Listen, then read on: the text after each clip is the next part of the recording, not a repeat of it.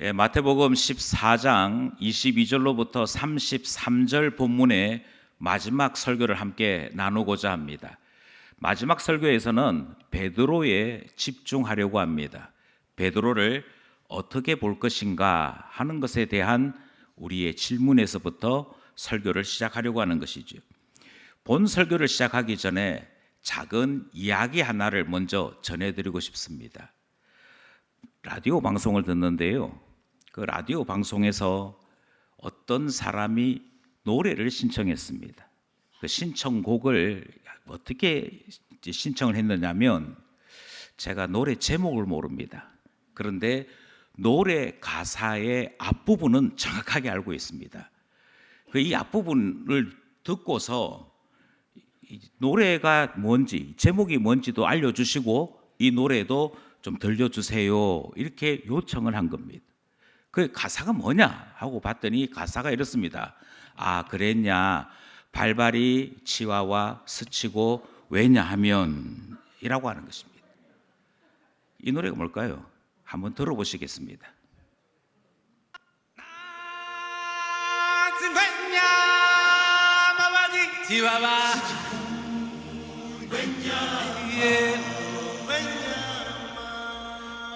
예, 이 노래는 라이온 킹 OST의 노래이고, 이 노래의 제목은 The Circle of Life라고 하는 노래 제목입니다. 제가 이 이야기를 전해드린 이유는, 이 이야기를 듣기 전까지는 그냥 아프리칸어로 부르는 노래로 기억하는 거죠. 굳이 여기에 한국말이 들어있으리라고는 꿈에도 생각지 않습니다. 그런데 아, 그랬냐, 발발이 이렇게 하고 이 노래를 다시 듣잖아요. 그럼 어떤 놀라운 일이 생기느냐면, 아프리칸어라고 할 줄도 생각되지 않습니다. 다시 한번 들어보실까요?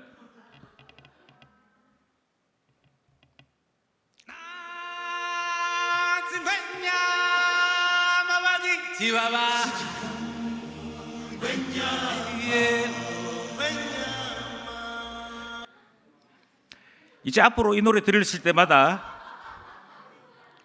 다른 가사는 생각나지 않습니다. 예, 아, 그랬냐 이렇게 하면서 노래를 생각하게 되는 것이지. 이걸 두고 우리는 선입견이라고 이야기합니다. 아마 선입견 때문에 손해를 가장 많이 본 사람은 베드로가 아닌가 생각합니다. 베드로는 정말 억울합니다. 왜냐하면 평가절하되어 있기 때문이고, 베드로에 대한 평가가 잘못되어 있기 때문이지요. 우리는 베드로를 어떻게 평가하는가 하니, 본문에 나와 있는 표현 그대로 믿음이 작은 제자, 그러면 베드로를 생각합니다. 그래서 베드로는 그 수준이 결코 높지 않아. 믿음이 작은 자야. 그 믿음이 작은 자는 어떤 사람인가? 이렇게 또 거꾸로 질문을 하면 돌아오는 대답이 이렇습니다. 사실은 수준이 안 되면서, 능력이 안 되면서 자꾸 나대는 사람, 나서는 사람, 그러다가 결국 물속에 빠져들어가는 부끄러움을 당하는 제자가 바로 믿음이 작은 제자이고, 동시에 수준이 낮은 제자라고 생각하는 것이죠. 28절 말씀입니다. 28절 말씀 함께 합독합시다. 시작.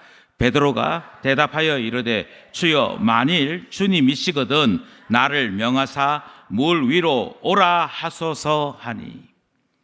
다른 11제자는 배에 가만히 있습니다. 아무도 말하지 않습니다. 그런데 유독 베드로는 뭐라고 요청하느냐면, 주님, 저에게 말 좀 해주십시오. 주님, 저에게 명령을 좀 해주십시오. 만일 주님이시라면 저도 물 위로 오라고 말씀해 주시면 좋겠습니다. 나섰습니다.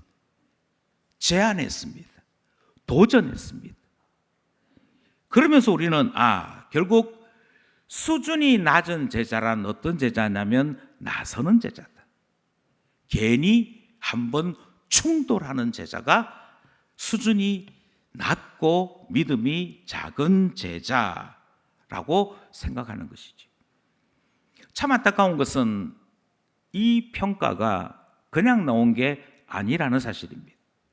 아마 한국 교회 대다수의 사람들은 신앙생활을 하면서 마치 군대 생활을 하는 것과 같은 나름대로의 잠언을 가지고 있습니다. 그건 무엇인가 하니 중간만 하자. 교회에서 너무 나대면 안 돼. 그래서 나대는 것은 수준이 떨어지거나 인격이 떨어지는 사람의 행동이고, 그나마 고상한 인격, 제대로 된 신앙 인격은 중간을 유지하는 것. 이 사람이 하면 이 사람 따라 하는 것이고, 저 사람 하면 저 사람 따라 하는 것이지, 나는 유독 반대입니다, 나는 유독 아닙니다, 이렇게 이야기하면 그 사람은 빼진 사람, 모난 사람, 뭔가 걸려있는 사람으로 평가되더라 하는 것입니다. 그래서 우리는 마음속에 가지고 있는 생각이 있습니다. 어떤 생각을 가지고 있느냐면, 중간해야지, 그것이 교회에서는 인격적인 사람처럼 취급받지, 자꾸만 뭘 하겠다든지 해보겠다든지 저한테 이런 기회를 달라고 하든지 하는 사람은 뭔가 문제가 있는 사람이라고 생각한다는 것입니다.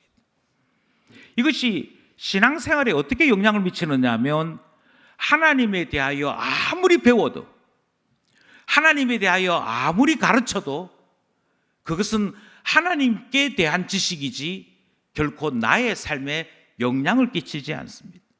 나의 삶에 영향을 끼치는 것은 하나님 때문이 아니라 주변 사람들입니다.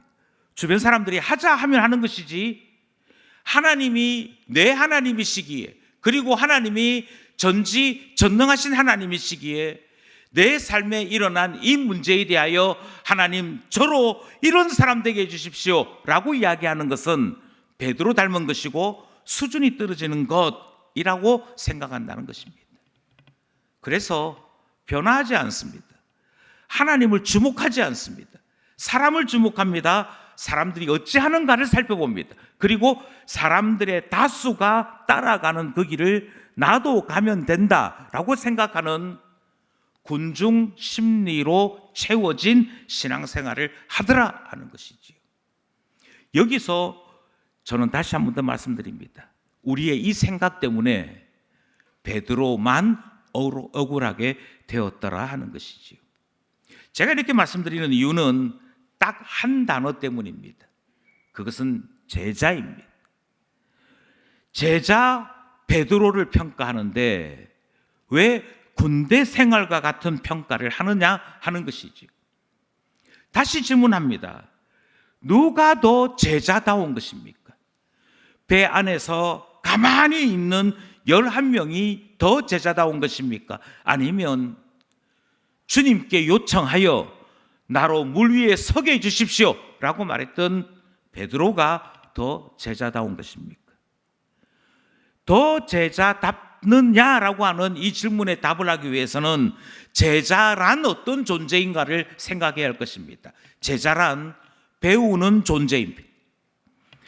지금까지 알지 못했던 것을 스승을 통해 배우는 사람, 그렇다면 그 사람이 제자입니다.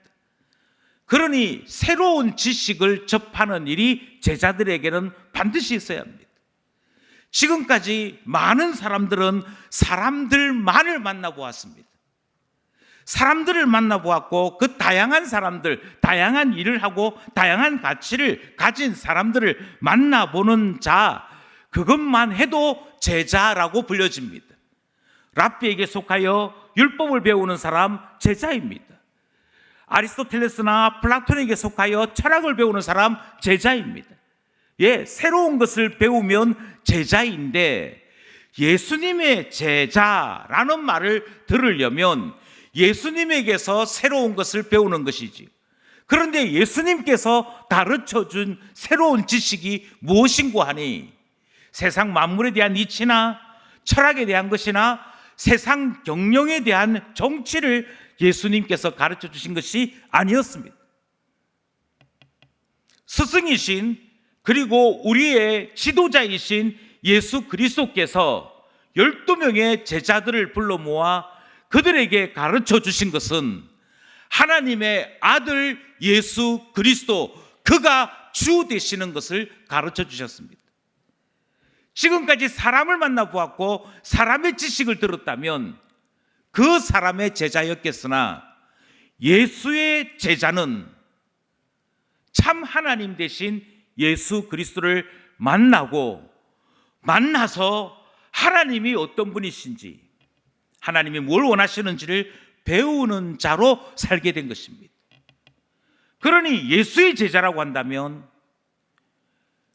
참 하나님 대신 예수님을 통해 새로운 것을 보게 되고 배우게 되는 것이지. 예수님이 알려주십니다. 예수님께서 저 멀리 떨어져 있는 배를 보셨고 배 안에 있는 제자들을 보셨습니다. 그들이 죽게 되어진 것을 보셨습니다.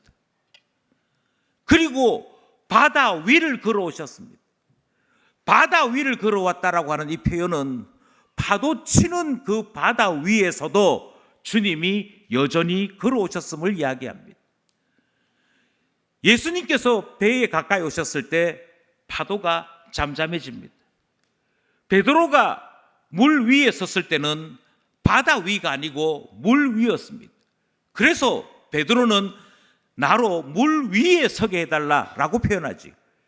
예수님이 걸어오신 바다와 베드로가 서 있는 물은 이런 점에서 차이점을 나타내고 있습니다. 그것을 제자들에게 보여주신 이유는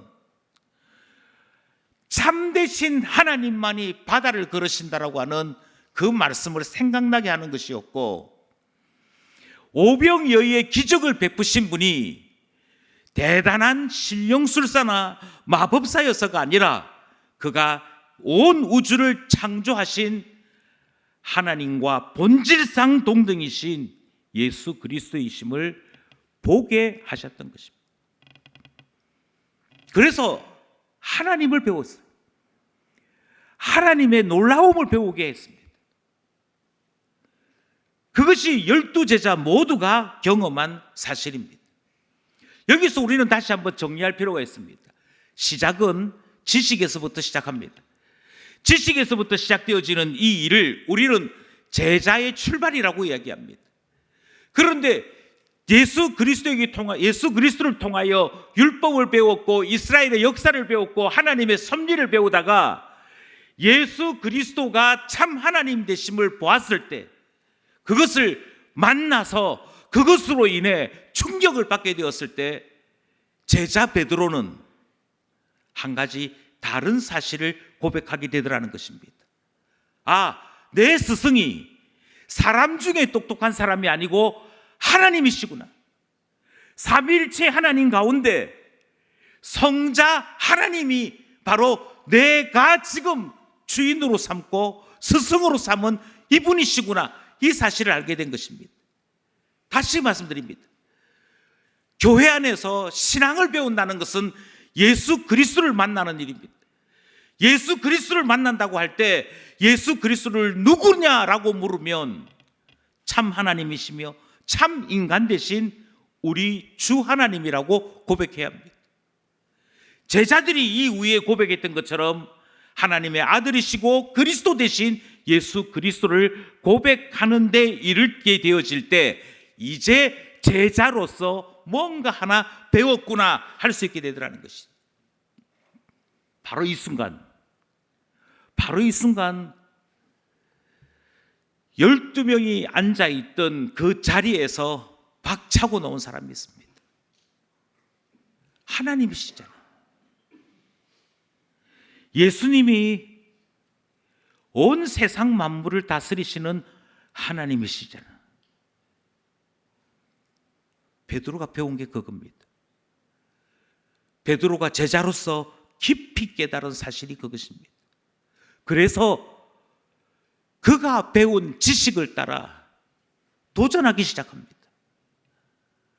만약 예수님이 하나님이시라면, 내 주 되신다면, 내가 율법을 통하여 배웠던 나의 모든 것을 친히 주관하시는 하나님이시라면,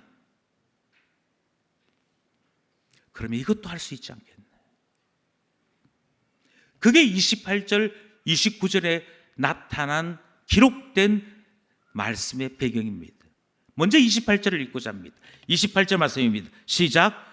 베드로가 대답하여 이르되 주여 만일 주님이시거든 나를 명하사 물 위로 오라 하소서 하니.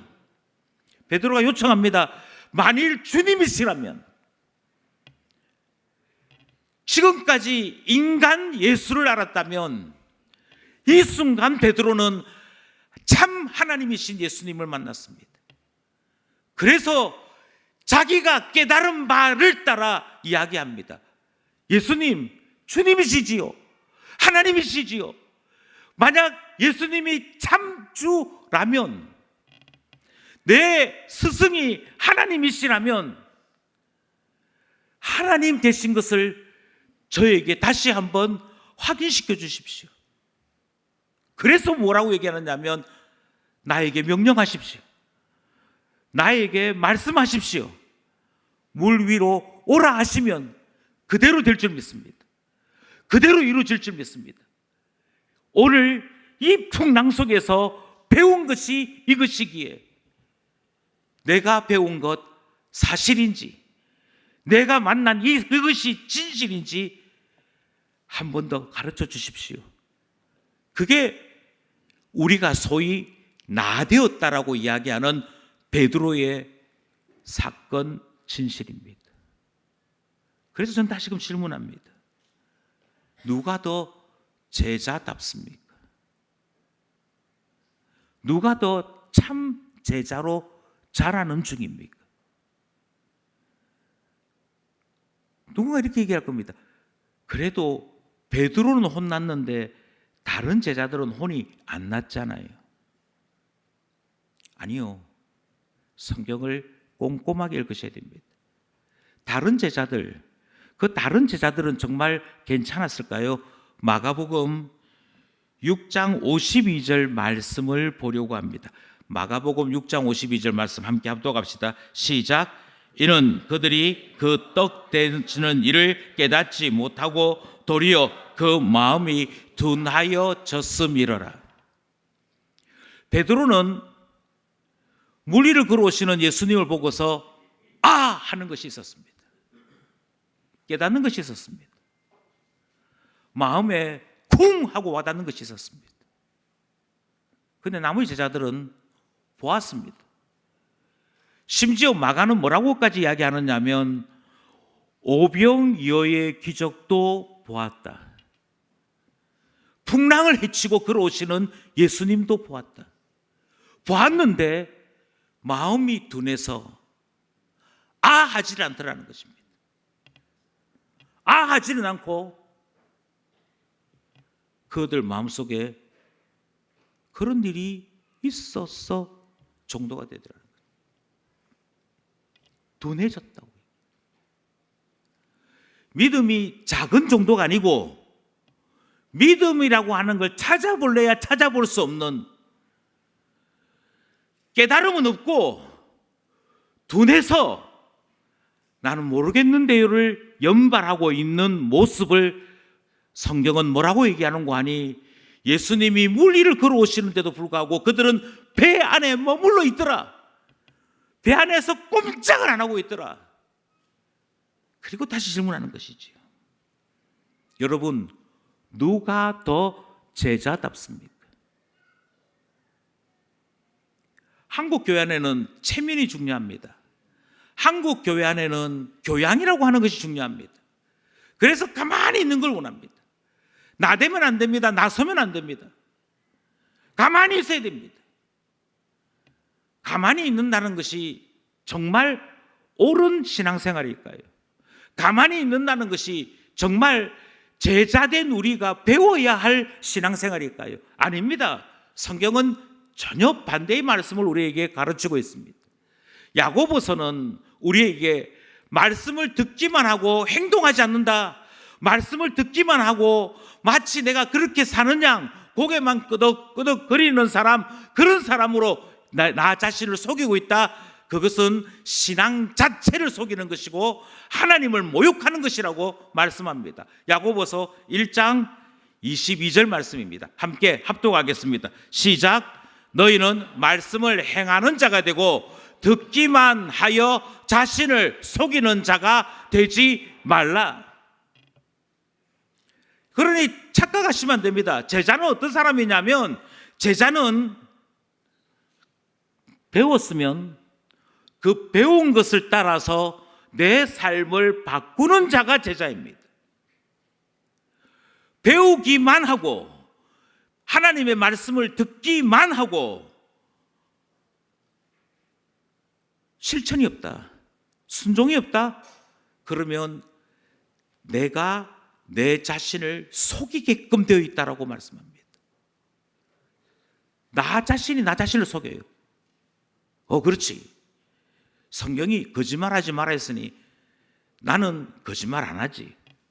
입 다물고 말 없으면 거짓말하지 않는 자인 것처럼 자기가 자신을 속입니다. 간음하지 말라. 내가 어떤 여자를 강제로 해친 적이 없으니 나는 간음하지 않았지. 그럼 속으로 고개를 끄덕끄덕거리면 성경이 뭐라고 얘기하는 거 아니? 자신을 속이는 자라고 얘기합니다.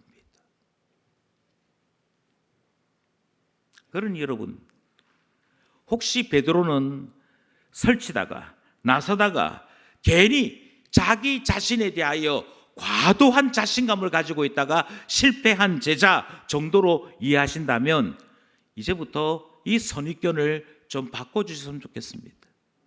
적어도 배 안에서 꼼짝도 하지 아니하고 예수 그리스도가 물리를 걸어오셨음에도 불구하고 참 하나님이신 줄을 알지 못했던 11명의 제자들보다 베드로는 훨씬 더 나은 사람입니다. 그럼 우리는 이 질문을 할 수 있습니다. 아니 목사님, 그러면 우리도 베드로처럼 행동해야겠군요. 참 제자의 본이 베드로겠군요. 그건 아닙니다. 혹시 이 이야기를 듣고 이 말씀을 듣는 가운데 베드로를 완성형 제자라고 생각하신다면 그것은 착각입니다. 왜냐하면 오늘 본문이 완성형 제자라고 평가하지 않기 때문입니다. 30절 말씀입니다. 30절 말씀 함께 합독하겠습니다. 시작. 바람을 보고 무서워 빠져가는지라 소리 질러 이르되 주여 나를 구원하소서 하니. 왜 그럴까요? 분명히 다른 제자들보다 낫습니다. 새로운 것을 배웠습니다. 그 새로운 것을 배운 것을 따라 실천하려고 했습니다. 그리고 그 실천하려고 하는 도전 끝에 물 위에 선 유일한 제자 베드로가 되었습니다. 이러면 성공해야 되는 거 아니겠습니까? 이제 너 통과다. 너 이제 합격이다. 너 이제 제자로서 배울 거 다 배웠구나. 하산해라. 해야 정상일 것 같습니다.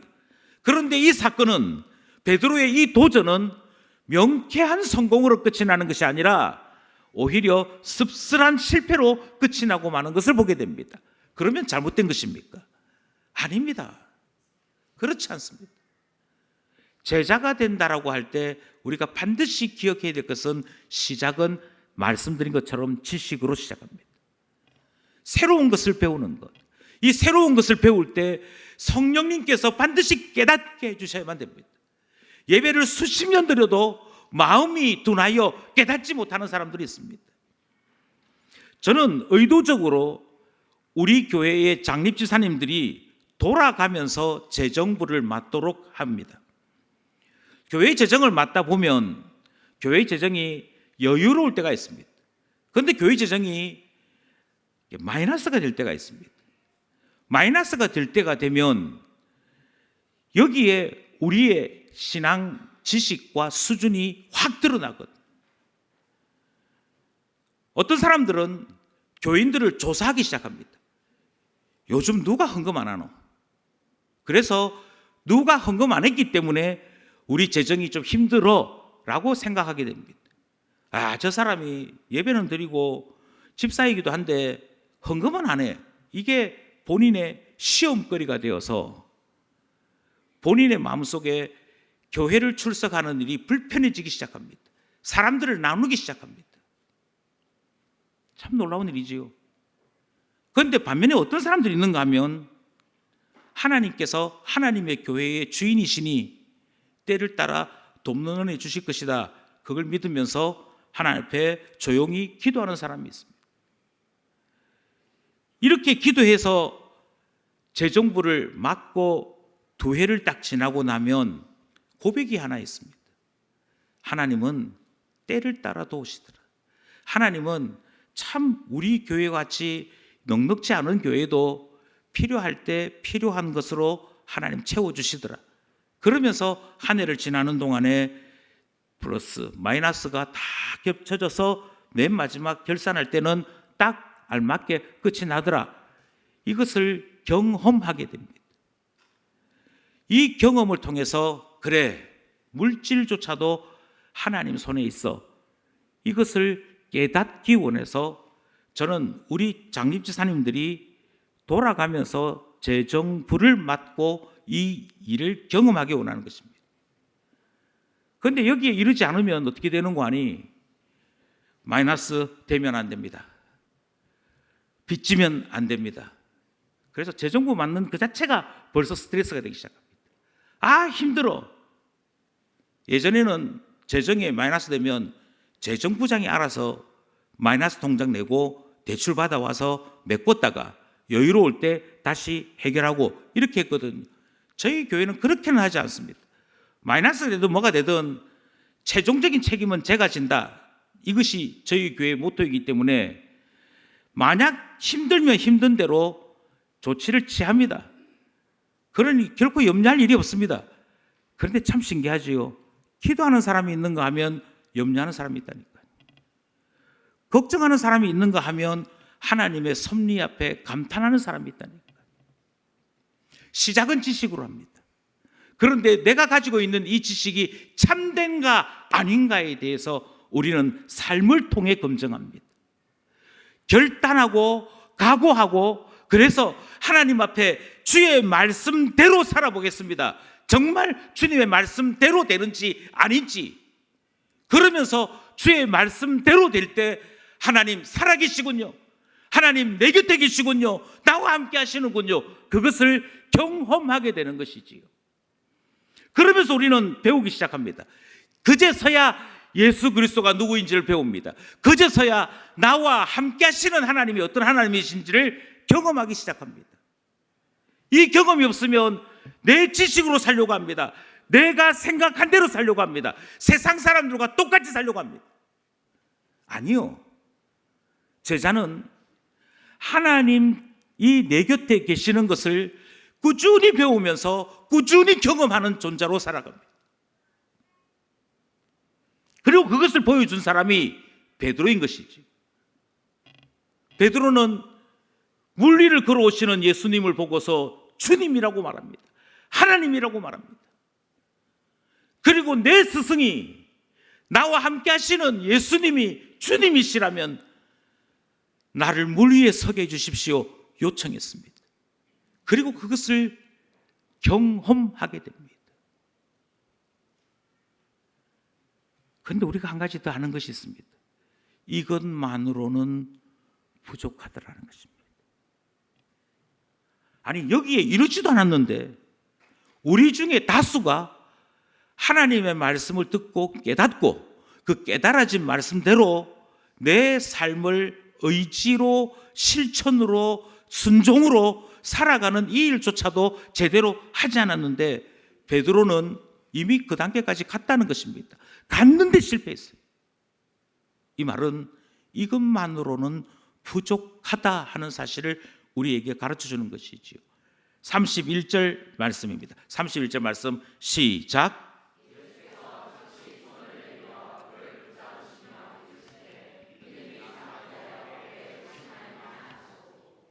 예수님께서 즉시 손을 내밀어 베드로를 붙잡으십니다. 물 속에 바다 속에 빠져가는 그 베드로를 즉시 붙잡으시면서 뭐라고 평가하시느냐면 믿음이 작다라고 말씀하십니다. 믿음이 작게 되어졌을 때 그에게는 무슨 문제가 있었는가 하니 의심이 여전히 남겨져 있더라는 것입니다. 이 말을 제가 늘 이렇게 표현하죠. 머리로는 예수님이 참 하나님이시고 참 인간이십니다. 머리로는 다 정립이 됐습니다. 머리로는 이해가 됐습니다. 심지어 경험도 해봤습니다. 물 위에 서 있는 그것을 나도 한번 경험해봤습니다. 그런데 문제가 하나 있습니다. 지식이 있습니다. 의지가 있습니다. 이것만으로는 완전히 제자된 게 아니더라는 것입니다. 의심, 그리고 불안, 감정이요. 감정이 따라주질 않습니다. 감정까지 주님 앞에 새로워진 것은 아니더라는 것이죠.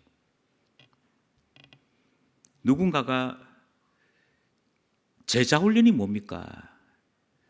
신자로 살아간다고 할 때 신앙 훈련은 뭡니까? 이렇게 물어보는 분들이 있습니다. 시작은 계속 말씀드립니다. 시작은 지식으로 시작합니다. 그 지식을 따라 우리의 삶이 자꾸만 결단해서 훈련을 받습니다. 그런데 그 훈련을 받은 그것으로 끝이냐? 그렇지 않고 내 마음속에 있는 의심이 사라져야 참 제자로 살아갈 수 있게 되더라는 것입니다. 저는 오늘 이 본문의 마지막 설교를 하면서 이 본문이 던졌던 질문에 답을 하고자 합니다. 풍랑이 치는 그 바다 위에서 어떻게 하면 안심할 수 있을까요? 풍랑이 있는 그곳에서 만약 내가 제자라면 어떻게 참 하나님 되신 예수 그리스도를 만나고 그로 말미암아 평안을 누릴 수 있을까요? 이 이야기를 저는 지난 올림픽 이야기로 시작하고자 합니다. 지난 올림픽 경기에 많은 인상적인 시합들이 있었습니다만 제 마음속에 여전히 남겨져 있는 최고의 장면은 양궁 단체전 남자 경기였습니다. 한국 남자 3사람이 결승전에서 시합을 합니다. 모든 선수들에게는 심박계가 달려 있었습니다. 그래서 지금 맥박수가 얼만큼 되는지를 체크하도록 되어 있습니다. 축구 선수도 마찬가지죠. 그들이 입고 있는 조끼에 얼마만큼 다녔는지, 맥박은 어떻게 되는지 이렇게 재는 그 기계들이 장착되어 있습니다. 한 발 한 발이 지켜보는 사람도 오금을 저리게 합니다. 8점, 7점 이렇게 쏘았다가는 아이고야 지금까지 진짜 고생 많이 했는데 저 한 발 때문에 큰일 난데 이렇게 되는 그 한 발 한 발이 다 의미 있는 시합이 결승전 시합이었습니다. 그런데 시작하고 얼마 되지 않아서 저는 우리 남자팀이 이기겠다 하는 생각을 했습니다. 남자팀이 이기겠다라고 생각했던 이유는 맥박 때문이었습니다. 67 나와요. 많이 놓은 사람이 70이 나왔습니다. 결승전에서 시합하는데 지금 마지막 샷을 쏘았던 사람은 72에서 67로 떨어지더라고요. 그 앞에서 사선에서 활을 당기고 겨냥하고 이 표적지를 겨냥하고 이게 10점이 돼야 되는데 9점이 되어서도 안 되고 이것이 당연히 불안하고 염려로 나타나야 될 거 아니겠습니까?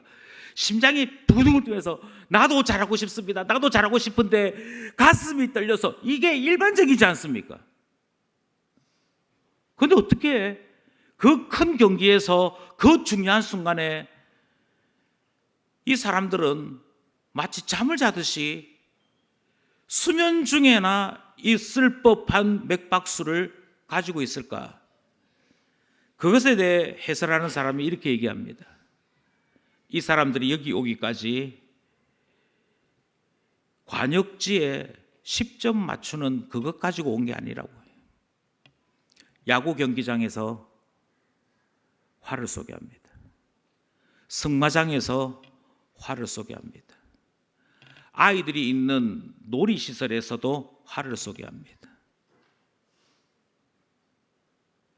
사람이 많은 곳, 진동이 있는 곳, 조심스러움이 있는 곳, 어느 장소 가리지 아니하고 적어도 10만 발 이상을 쏘아대었기에 그들이 서 있기까지 수없는 연습을 했기에 결승전 그곳에서도 배운 대로 연습한 대로 할 수 있더라는 것이죠. 그런데 이렇게 안 하면 어떻게 되냐고요? 이렇게 안 하면 항상 이런 태도를 보입니다. 분명히 외웠는데 시험지 앞에만 딱 서면 기억이 안 나네. 예, 공부 안 한 게 아닙니다. 분명히 배웠다니까요. 배우고 나름대로 외우려고 노력도 했다니까요.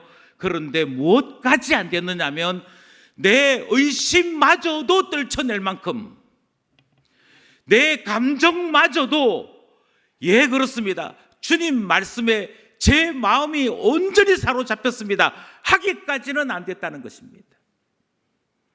우리는 이런 것을 덜 훈련되었다라고 얘기합니다. 아직 제자로서 완성된 것은 아니다라고 이야기하는 것이지. 예, 그렇습니다. 나눠져요. 뭐 하나 배우고 나면 알게 된 것이 전부인 줄 아는 제자들이 있습니다. 그리고 삶으로는 전혀 실천하지 않습니다. 그런가 하면 삶으로 실천하기는 하는데 그 실천하면서도 한편으로는 의심을 가지고 있는 사람들이 있습니다. 이거 내가 믿습니다 했지만 정말 믿음대로 될까? 기도하면 될까?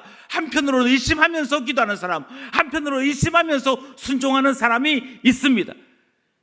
결단하는 사람들이 그렇습니다. 그러나 최종은 무엇이냐면 주의 말씀에 의지하여 그물을 내립니다.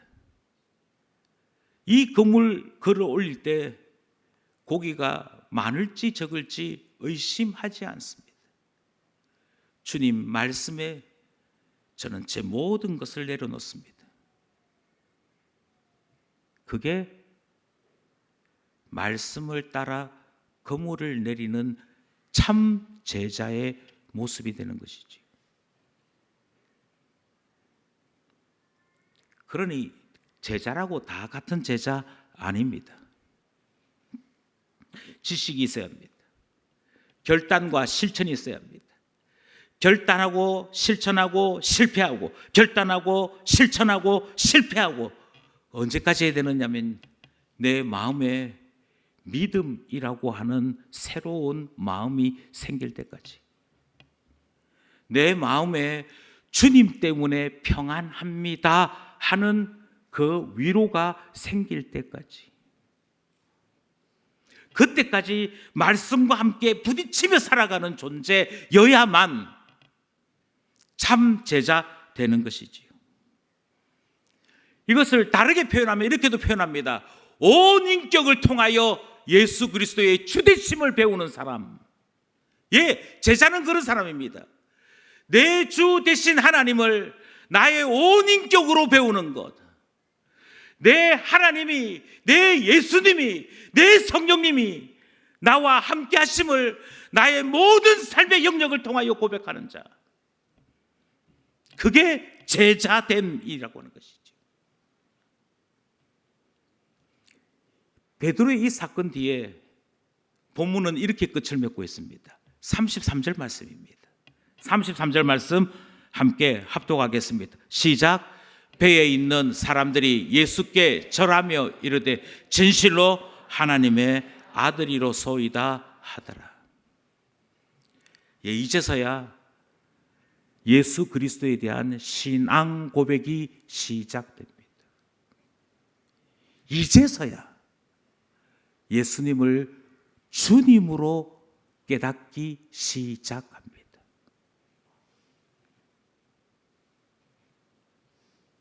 그러니 내 마음속에 평안이 솟아나기까지 말씀을 붙잡으셔야 됩니다. 그제서야 제자 됩니다. 바라기는 깊은 가족 모두에게 풍랑치는 바다와 같은 세상을 살고 있는 모든 하나님의 자녀들에게 풍랑 속에서도 안심하라 하시는 예수를 경험함이 있는, 예수와 함께 삶이 있는 참 제자 되기를 간절히 소원합니다.